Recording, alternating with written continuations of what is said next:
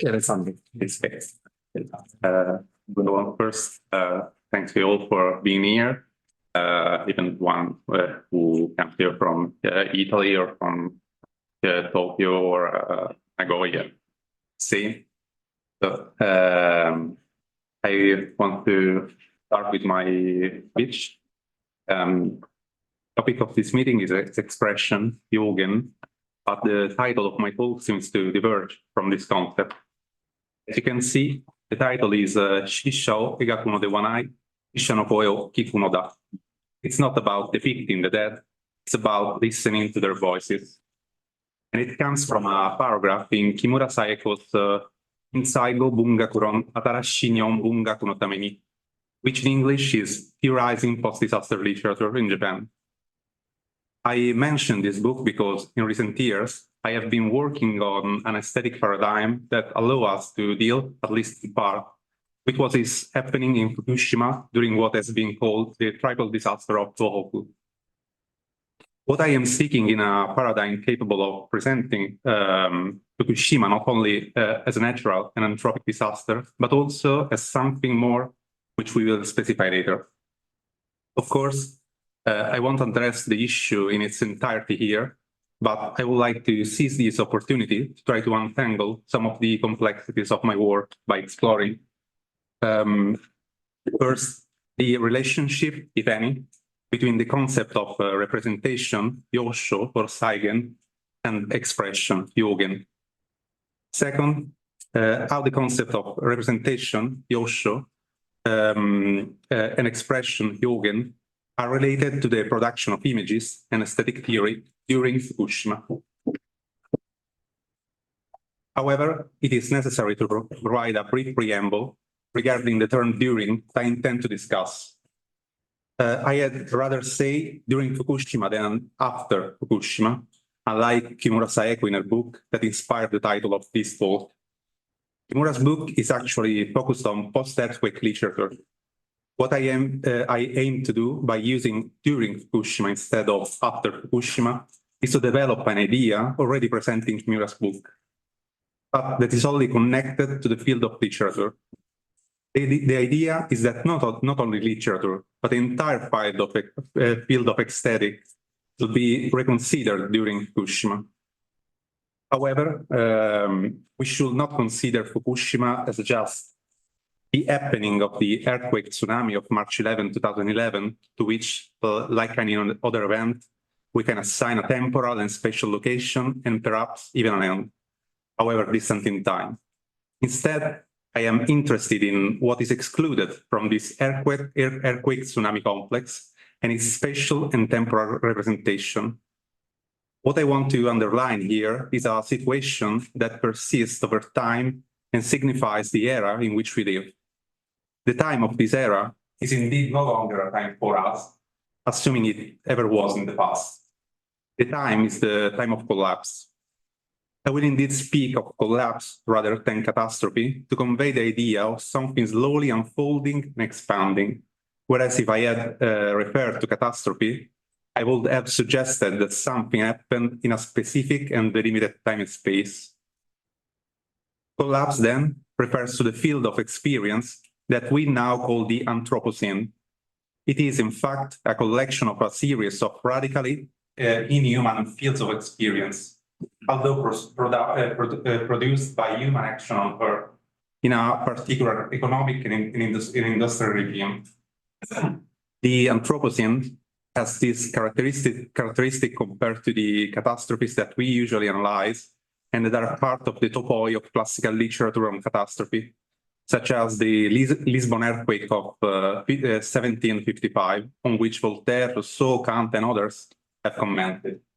The Anthropocene is not a circumscribed event. It does not have a date, so to speak, but it persists in the same time inside and outside us, beyond us as human beings, forcing us to completely redefine the alliances that define our force of life. With this preamble made, I will begin with the term Jugend, expression. I will attempt to distinguish it from representation, Yosho or Saigen, Then I will present some exemplary cases of what I will call images of collapse. I will try to show how an expressionistic aesthetic better responds to the need of expressed by Kimura Saeko to listen to the inaudible voices that inhabit Fukushima. Let's start with the definition of Yosho or Saigen and Yogen, which in English are representation and expression. One might say represented in the sense of Yosho Sareteiru, an image of something impressed on a surface, or in the sense of Saigen Sareteiru, something that is literally presented a second time.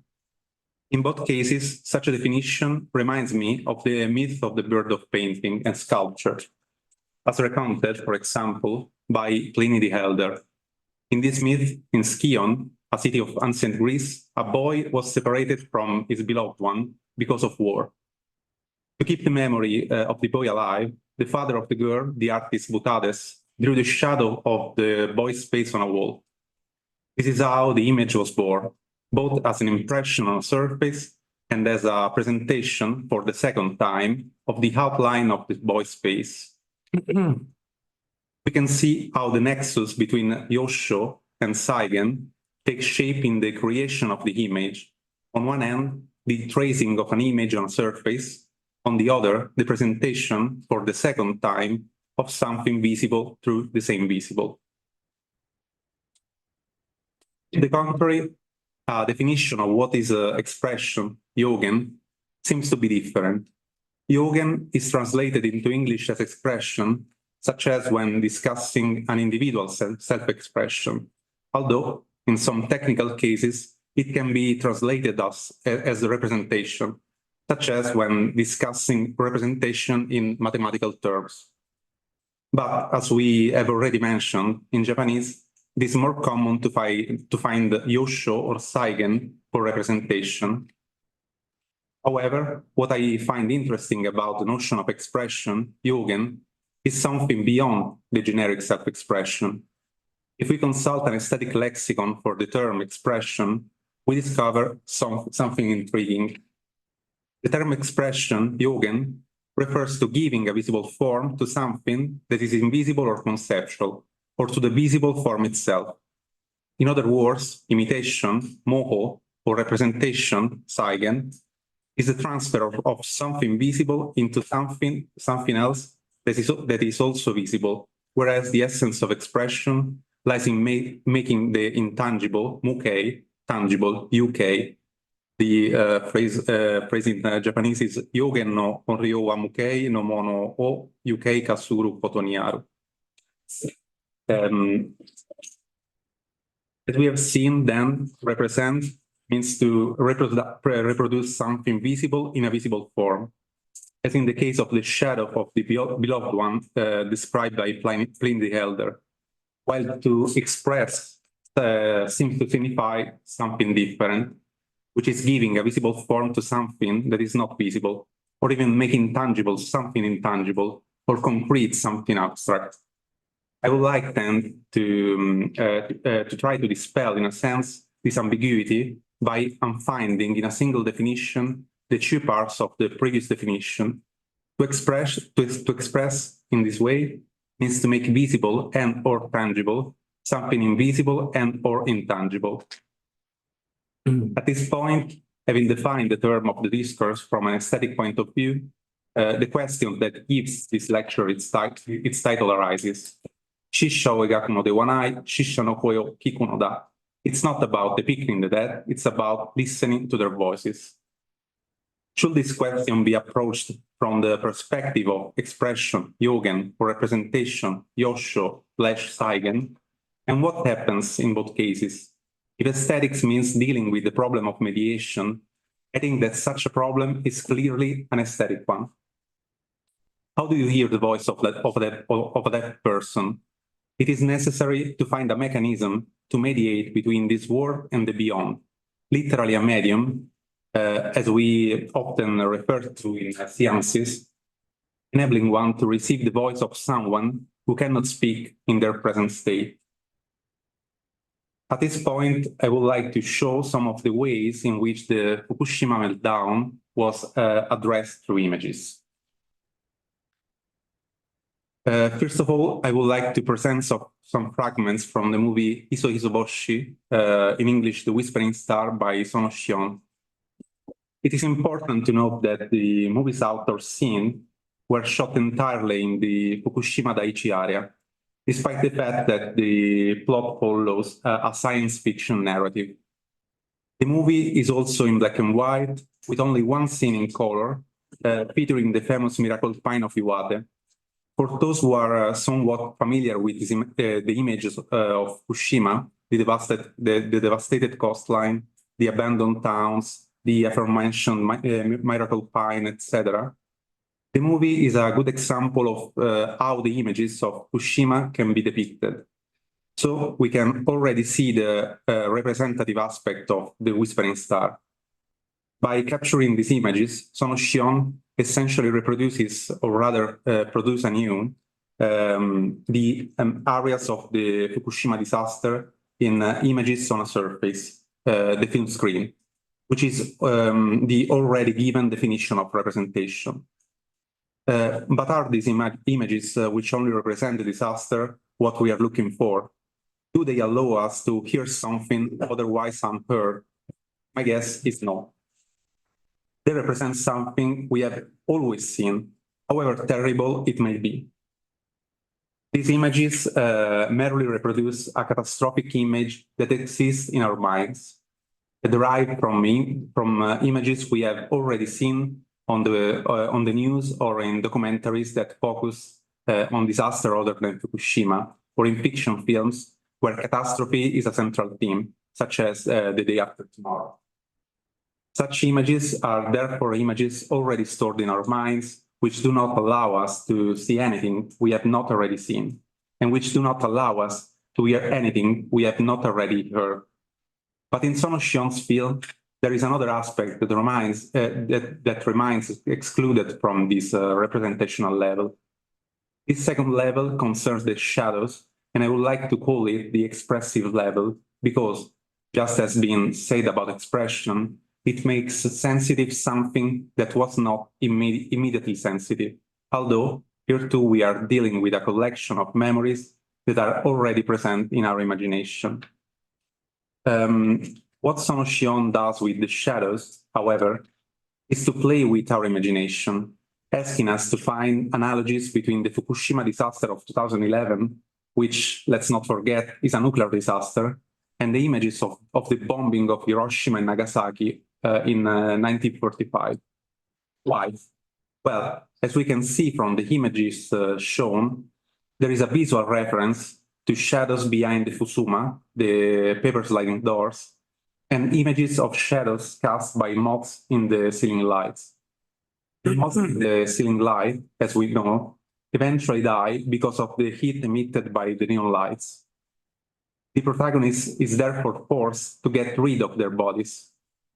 This reference cannot help but evoke, by analogy, the perhaps most famous shadow of the Hiroshima bombing, which was imprinted on the steps of Sumitomo Bank Company. However, as we can see, Sono Shion's operation, although it takes distance from a purely representational content capable of re-embedding a reality already given in memory, only connects Fukushima to Hiroshima. That is to say, this connection only takes place within a given imaginary. Therefore, although we sense something new in the connection, we can't really say that this new is also something unheard, never heard before, something that can answer to an injunction like that of Kimura Saeko.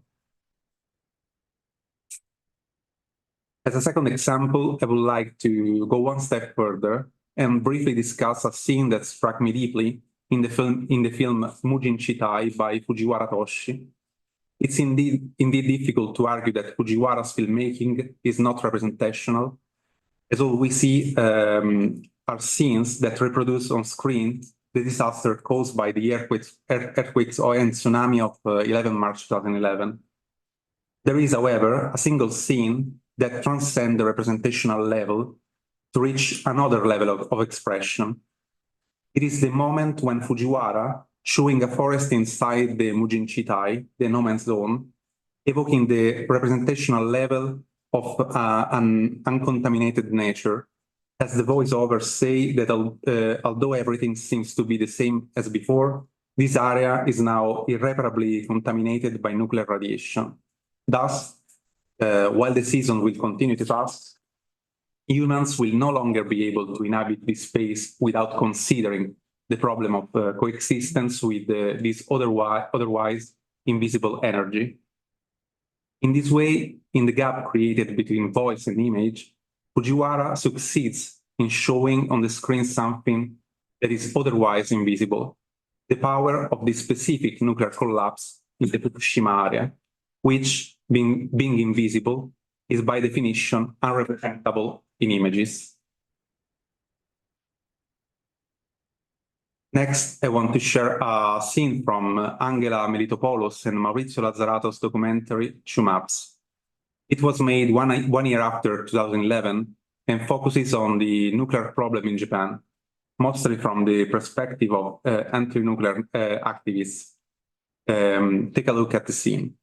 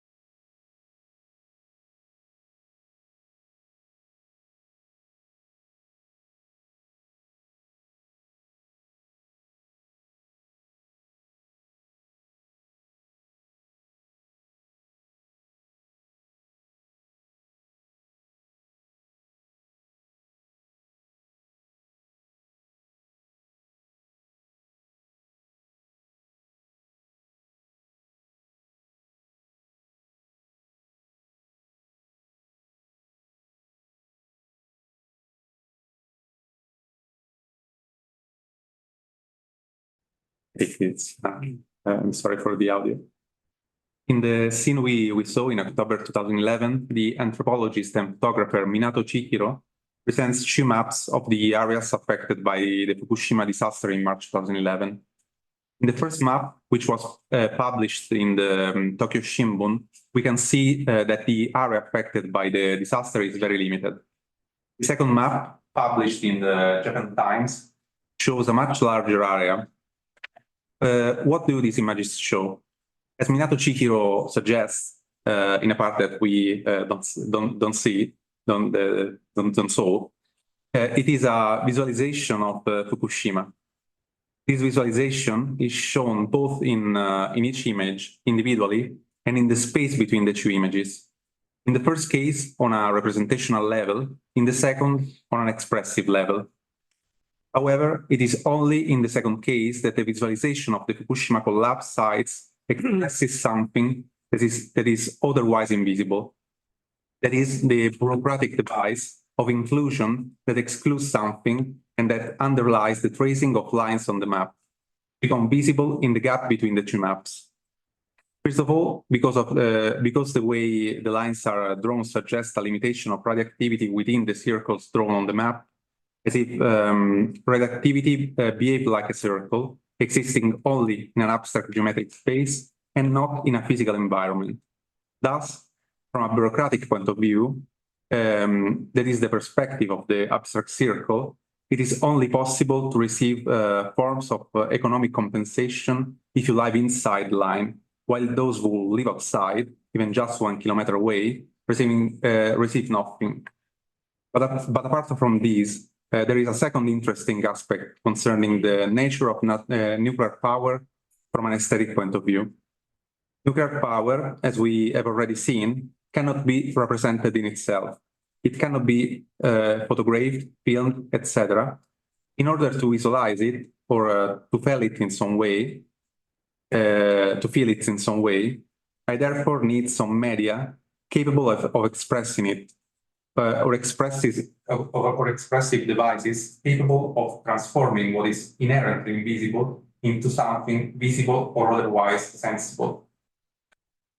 A classic device that each of us has seen at least once, perhaps in a movie, and that allows something similar, is the nuclear radiation detector, which, by the way, Angela Melitopoulos and Maurizio Lazzaratos use in each scene's change in their documentary, The Life of Particles. This device allows us to visualize on the screen the level of radioactivity in a given area, expressed in microsieverts, just as it allows us to hear, in a sense, the same level of radioactivity through its distinctive sound, which increases in intensity as the level of radioactivity increases, reaching a frantic and paranoid rhythm that is unbearable to listen to. I will then conclude by showing a fragment of the work of on the Fukushima collapse that has struck me most in recent years, a work that completely escapes the canons of representation and mimesis. Sounds of a Million Insects, Light of a Thousand Stars by Nishikawa Tomonari. When looking at this footage, one wonders, if such a work completely escapes both mimesis and representation, is it then an abstract work? This is indeed a valid question. Watching Sounds of a Million Insects, it seems as if we are observing a moving canvas by Jackson Pollock. But Nishikawa's work is not less abstract, it is more concrete. It is in fact a film that is literally buried in the heart of Fukushima's Mujin Shitai and directly affected by it. A film, we could say, that was buried and only unearthed after coming into contact with this earth. It is the earth that worked and filmed it instead of Nishikawa, from a perspective that is no longer the director's and has nothing to do with a human gaze. Sound of a Million Insects does make the invisibility of the earth visible and makes audible a voice that, as we could hear, is no longer linguistic, does not want to tell us anything, and it is completely inarticulate.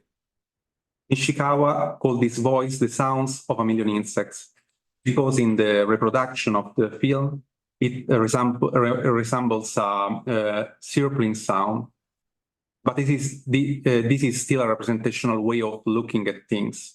In fact, there is no insect sound in the reproduction. Instead, it is the same in organic matter that sounds, that vibrates. One could say, it is the sound vibration of Fukushima itself. In conclusion, I don't know whether Nishikawa, Melitopoulos, Lazzarato, Fujiwara, or Sono have succeeded in responding to the challenge originally posed by Kimura Saeko. But I am not sure if this is the purpose of art and aesthetic when dealing with the collapse of Fukushima, especially if such a voice is reduced to a memory of the past. Nishikawa's experiment with Sound of a Million Insects, for example, seems to go beyond this, paving a way into the future during Fukushima, as it allows us to see, to hear, and more broadly to feel the same sensibility of matter. Not a gesture of memory, in short, confined to the archive of disaster imaginaries, but an unheard gesture of pure creation. Nishikawa, in other words, allows us to listen to the sound of what speaks to us beyond ourselves, which is the sound of the impersonal, something that transcends our human subjectivity. Because there is no place that doesn't see you, you must change your life.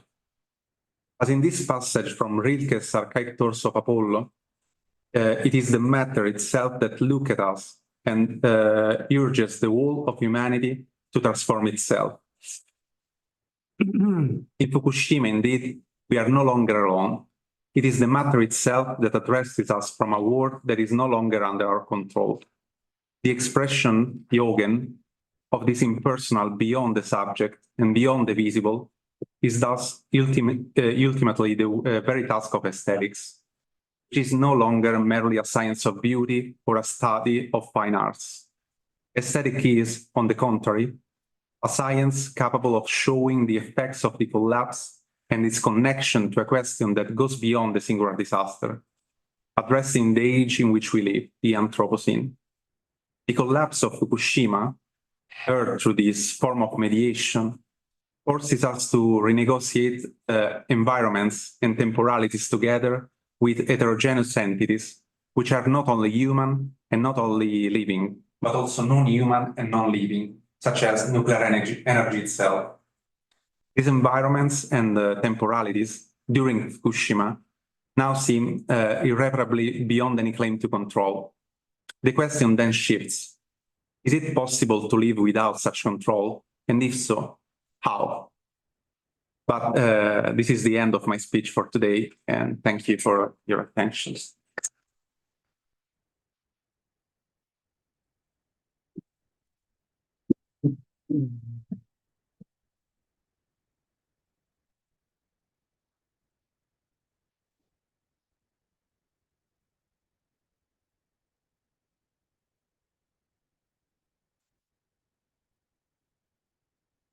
Daniela? I have to prepare my English before, but okay, I'll try.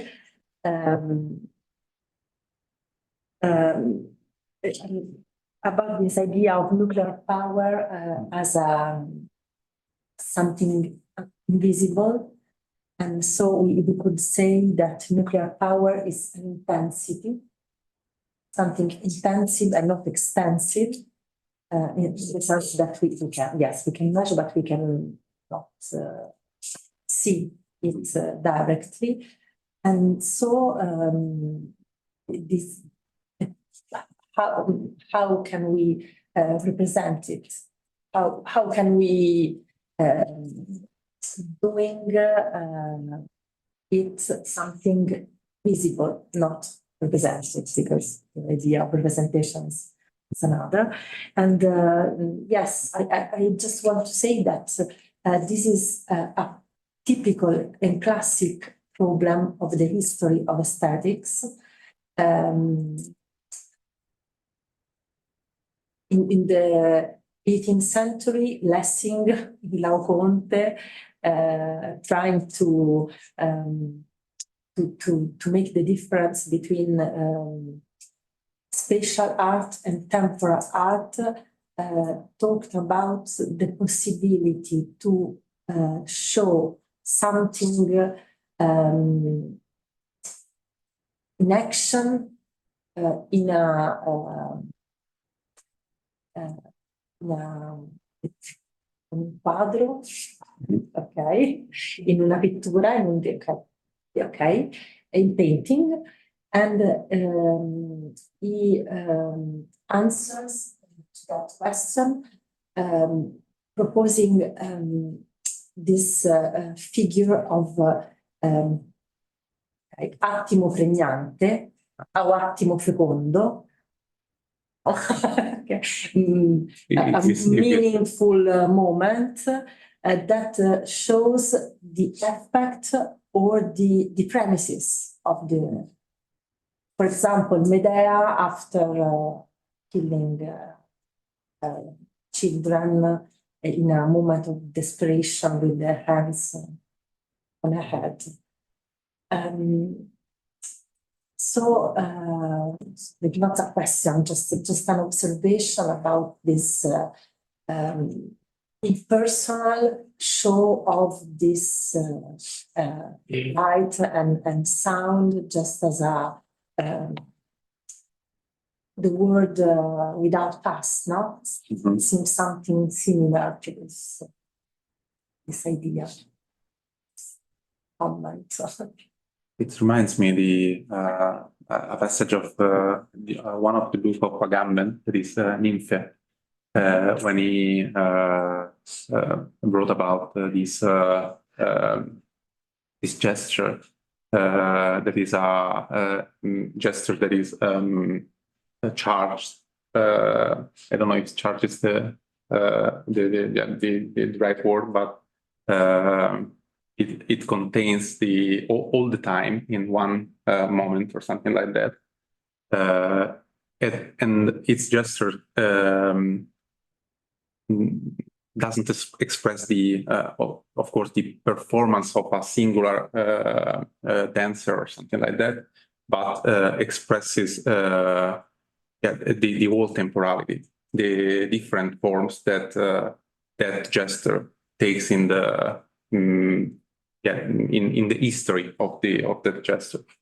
So I think that it's something similar. It is something that very singular, but that immediately takes a universal sense, as you say, and then you talk about I think that this video of Nishikawa, it's very interesting because I didn't said that, but he take a film and he buried it into the earth of the Fukushima area, and is the earth of that area that filmed the film. And I think that if we try to compare the concept of Agamben with this operation made by Nishikawa, it's something like in the case of Agamben, of course, we have this subjected dance that is human, and in the case of Nishikawa, is something like the earth in itself dances and vibrates and conserve in itself its history or something like that. And we can, coming back from at your first question, and we can show this this concentration of temporalities with this media that is video art in this case. But maybe I don't know, maybe Lorenzo, maybe you can add something about this, not about Fukushima, but about the problem of visualization. Maybe we can find other way to express something that is not visual form. Maybe it could, I don't know, it would be a sensuous way. I don't know, or something like that. But may I, because I have another comment, question, and so on, or maybe like another tool that might be useful for what you're trying to do. Because when you were, I really liked I really liked the way you were like using Japanese and Japanese and English word, making them interactive, like realizing that it's a complex tool, some inner contradictions. And something that comes to my mind, because also like how imagination and images and this like inner relationship with temporality, loss, and kind of impossibilities, like the way Husserl, for instance, is like really adamant in making a distinction between presentation and presentification. So Gegenwärtigung und Vergegenwärtigung. So like something can be present, but then the point with images is they presentify. So like we see something, but why we know that something is not there? Mhm. So like, and he's double take for him is that what actually makes the central, the phenomenology of imagination. He has problems to like distinguish between actual, like, what we call images, which are kind of material support, and free floating imagination. He doesn't resolve that. But by distinguishing between like something that being present and something being presentified, and in German also like that fair also has like the fair is meaning for past stuff. Or so again, like kind of something coming again after the original is gone, but also like a sense of loss. So like images are distinguished from like at least his attempt of like distinguishing images or qualifying images is saying, well, starts to maybe who's like taking a lot from him, say, okay, that's the one kind of that's something that it's consciousness, which has a kind of negation inscribed in its intentional structure. So I have something, I have the radiation is some, like to have the image of radiation means I have something that's not. It's related to what I'm feeling, to like it is both part of this central level of consciousness, but also it's a negation of it. And maybe like these kind of like having a chemical reaction underground might be in the sense like a perfect sense of an image, as is something that it is clearly not. It is clearly not the radiation itself. Like there's no attempt of grasping something that it's doesn't have our kind of temporality, doesn't have the kind of space that we inhabit, but it can be very like it can haunt a surface. It can haunt like an actual film. So and strangely enough, because I mean it's a crisis that's planetary, it's very much like born out of a global technique, but it's related also to some kind of like modern takes in Japanese culture, so like this attention for formlessness, it's very non-continuous temporalities, seems to be very I don't know how much relation how much these movies can be read as the specifically Japanese take, how much they're like communicating with the Japanese tradition of images. Maybe they're not. Maybe they're not. Yeah. Or I can show you the film. I think that there are no sound that is interesting. You can. Yeah. No, there is sound, but if I yeah. Yeah. But you have to imagine that it's some like scratching sound. And like one something close to white noise. And Oh, that's long? 2 minutes. We can watch it all. It's just background.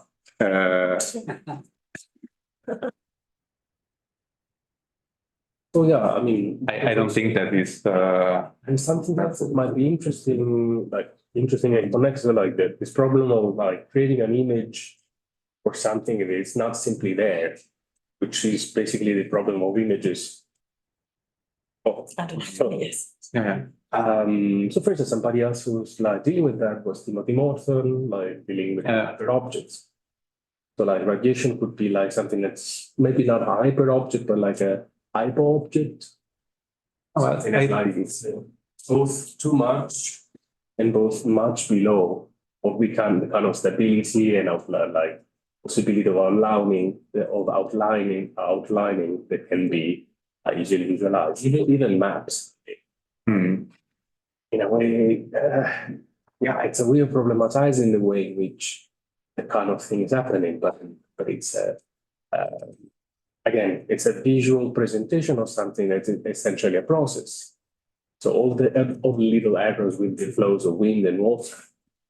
So the issue is that it's a very mobile thing. In a sense, it's alive. Yeah, sorry, no, I'm not clarifying anything else. That's the last part I don't understand. The mobile thing. No, I mean it's that's the issue. But again, this again is like a classical problem of aesthetics, and in general, very strong thing in Japanese culture. So like it's how like it deals with processes or like interactions rather than things. Mm. And so like when you are saying radiations and so on, I mean it's like using a substantive. Yeah. Actually, I kind of it's already a big problem because like it's actually like a very wide and complex series of like physical processes. So it's like the radiation is like wind. In a sense, like we name it as a substantive, but actually we could be talking about a process that can only be understood and felt. It's only sensors on the level of interactions. This is a very good again. Out of the cinematic examples you're using, shadows and reactions seems to be the best. I mean, the apps are problematic because they are failing in grasping something that's unfolding. Yeah, but I wonder if the problem of Alessandro is not simply to give a visual or sensitive manifestation of radiation, but of death, because the title of this speech is how to take care or handle with the death, or with the dead, or with the death itself, because. For example, because what is typical or particular in Fukushima is that life is no more possible for human beings there. So we have to give form or to give an artistic representation of the impossibility of life. This is, I think, very new in the history of human beings. So there is a place where human life created by humans and where material life and biological life and human life are disconnected somehow. I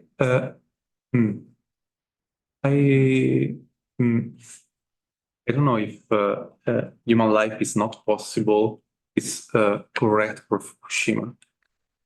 It's maybe something more like if you decide to live in Fukushima, you have to deal with the nuclear problem or something like that, because you can live there. Of course, you can immediately die, but you die in time. In the time, it's a process of dying that is, of course, faster than in other places. I think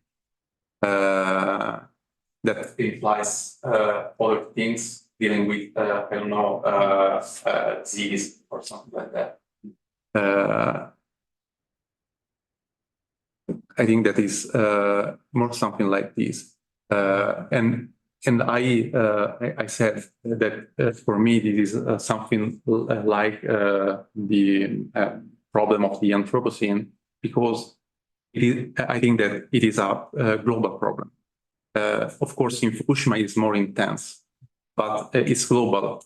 We now we are facing the problem of the coexistence with non-human entities that are in some way more powerful than us. And before we discover in some way the Anthropocene problem, we can say something that like we are the apex of the creation or something like that. But now it is impossible. And I agree with you when you say that it's a problem of death, because but it's a general problem of death. I think. I agree with you, but I think there's something is strange in Fukushima is new, because if the entire world would be in the condition of Fukushima, human life would not continue, because it's impossible to live inside the place. No one could enter in Fukushima. So even a robot melt down before see what is happening. So it's impossible to see also for machine what is happening inside Fukushima. I think there is only a short movie of some seconds before the robot melt down. I understood something different. I took the more broader area and the individual life, but if we switch to from the individual life to the humanity or something like that, and if we focus on the Fukushima power plant, of course the discourse totally changed. And yeah, I think you're right. So I'm also not sure, but because, for example, the last movie you saw, no, in an inquiry into the good, Nishida says somewhere, it's good if you say that Seishu, the famous painter, painted nature, and it's good also if you say that nature through Seishu painted itself. I think this is Nishida's point about aesthetics. So somehow you said the Fukushima give an image of itself. But for Nishida, there is no disconnection between material level, biological level, and human level. So this self-determination of the world is something that happens happily, without any contradiction. What is, for me, important in Fukushima is that there is no more, balance. So something is disconnected. And probably all these work of art tried to give an image of this disconnection, but I don't know what you think about it. That's true. Yeah. Okay. Yes, But I don't know who is the last? You can do Junkin. Yeah.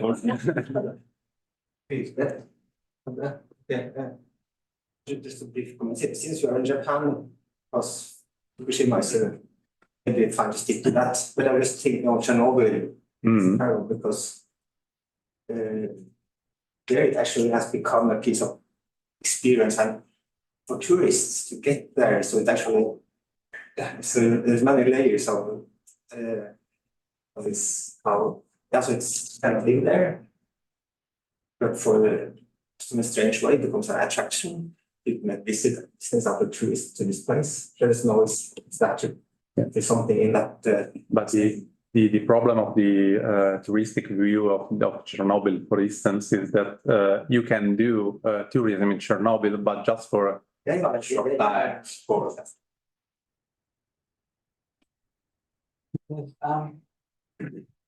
I don't know enough about your whole project, so this may be a little bit out of line.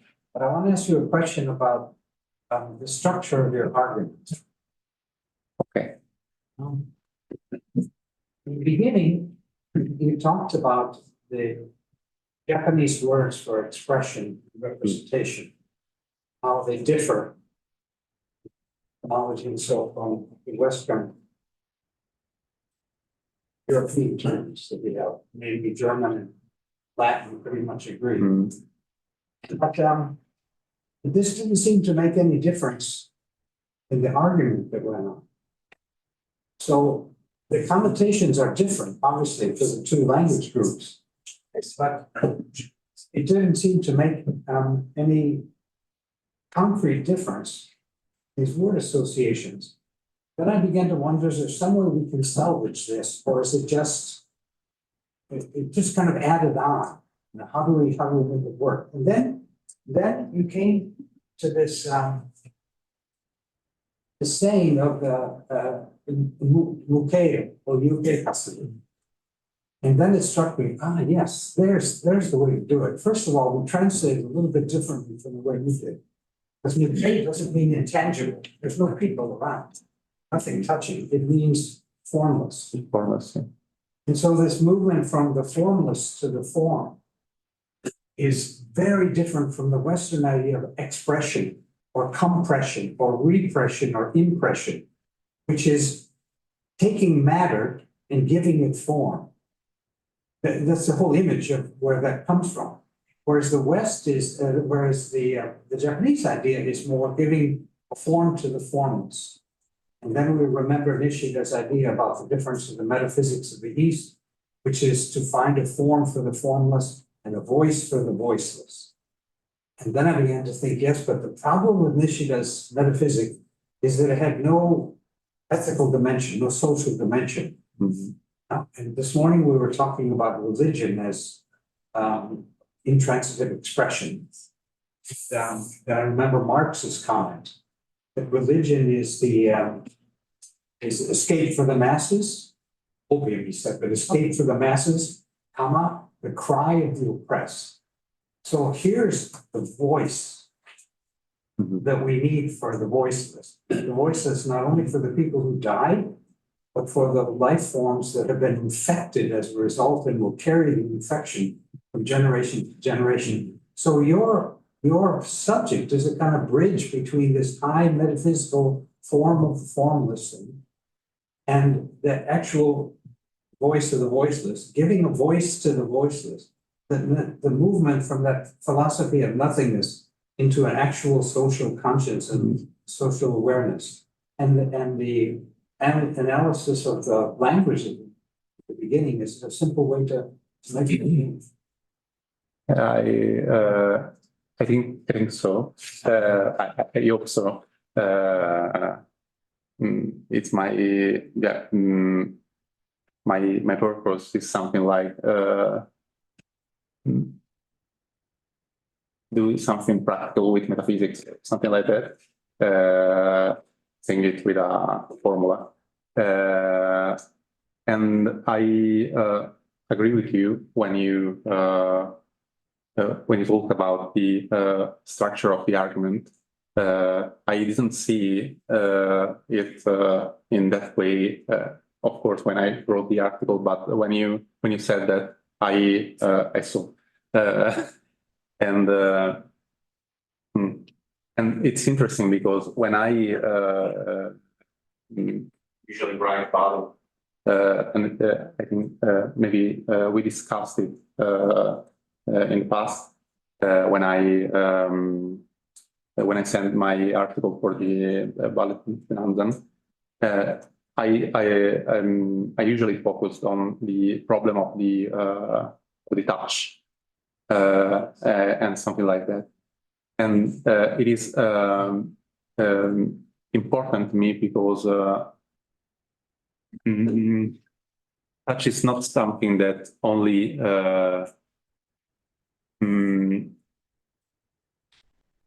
give form to the formless, but when you touch something, it's impossible that this something affected you.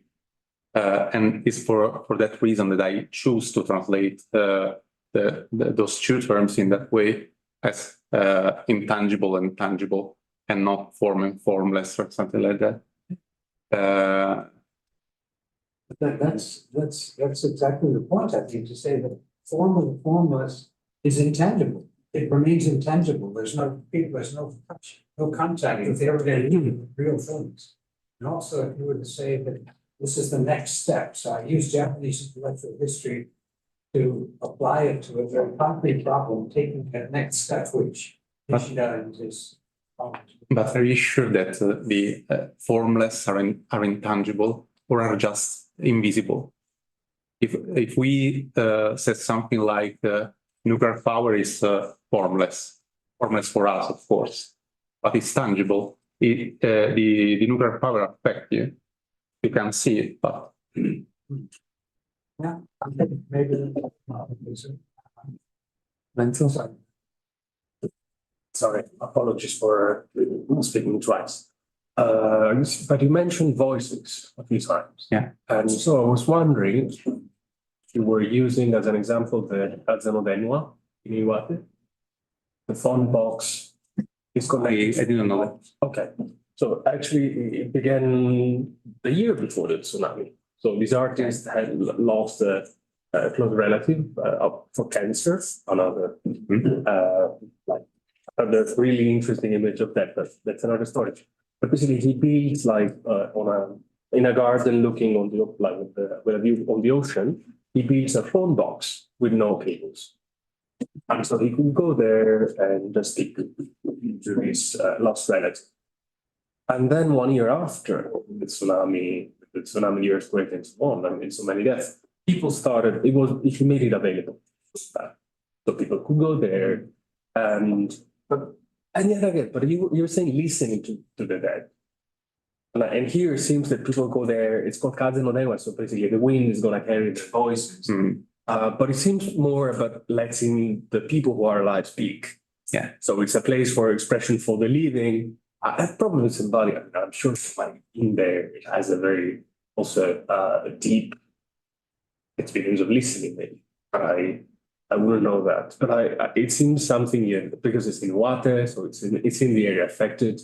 And if you didn't know about it, yeah, that's something that probably is gonna be a very good place to also like try to understand what voice and listening, which is also like more traditional connected to the theme of expression, will be might figure in the work you're doing. Yeah, I will check for it. But it's interesting what you said about the experience of who remains that listen that spoke to this Kaze no Denwa. Yeah, I think that the problem is that we have to find a way in which it's not just who remains that can spoke, but you have to decide if a monologue is something navel gazing in which I could keep circulating within my own subject, or maybe by talking with the dead, I'm also like borrowing them my voice as I'm speaking. Maybe I allow the pauses in my speech to become their voice. I don't think there's an easy answer. I mean, there's probably some mix of both. There's definitely like, since you're already moving in that direction, I think it's not something you might be interested in. Thank you for the suggestion. Okay, thank you, Alessandro. Thank you.